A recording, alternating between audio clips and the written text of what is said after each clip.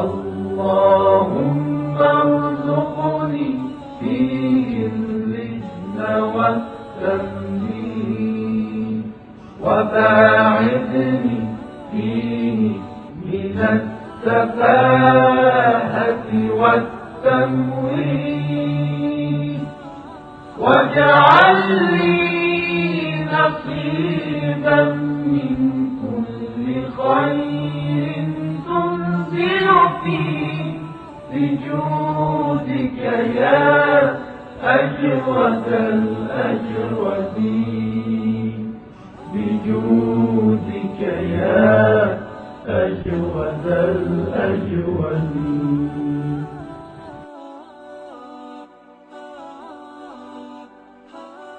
أعوذ بالله من الشيطان الرجيم. بسم الله الرحمن الرحيم. Assalamu alaikum wa rahmatullahi wa barakatuh. Day number 3 of the month of Ramadan already, and our topic for today is ignorance and unawareness.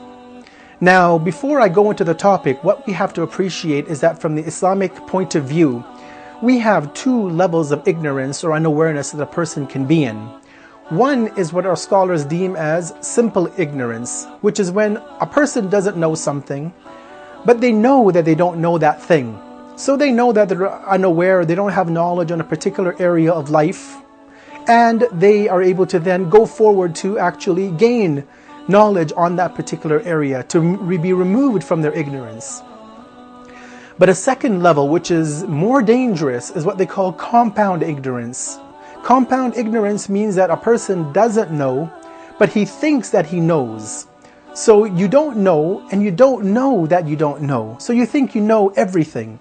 This is dangerous because a person, obviously not knowing that he doesn't know something, or he thinks he knows everything, will not go in seeking the knowledge of those things which he really doesn't know about. And it would have huge ramifications on his life in this world, and also, more importantly, the life of the hereafter.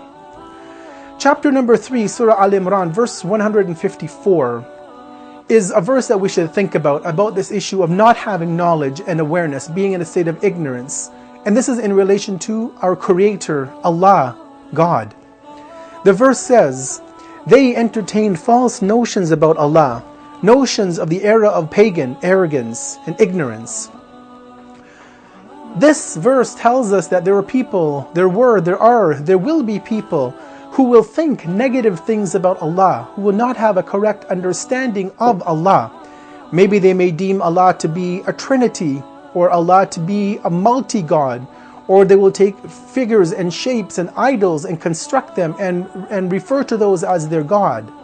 So Allah tells us that there are people who have fallen into this notion of the era of ignorance, the days of Jahiliyyah. And we need to make sure that we are not of such individuals that when we realize that we are lacking in knowledge on a particular issue, that we go and seek and we go in search of that knowledge.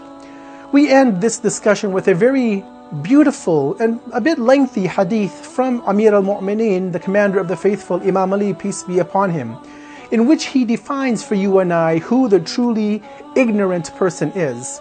In this hadith, Imam Ali has said, an ignorant person is the one who, in regards to that which he does not know, he thinks that he knows these things. He's a know-it-all. And he considers his own opinion to be sufficient in all affairs. Anyone who seeks to disagree with such a person will be considered to be in error by this individual. And this individual will be able to easily misguide an unaware person. Whatever he does not know, he will end up denying and rejecting. He will reject the realities and will persist in his obstinacy. And when it comes to seeking knowledge, he will consider himself and his level of knowledge to be sufficient. So as we end this blessed day of the month of Ramadan, we ask Allah that we are kept away from such levels of ignorance and unawareness, and that when we realize we have a defect in our own knowledge, that we are able to humble ourselves at the feet of our scholars to gain knowledge on that particular area of life. Wassalamu alaikum wa rahmatullahi wa barakatuh.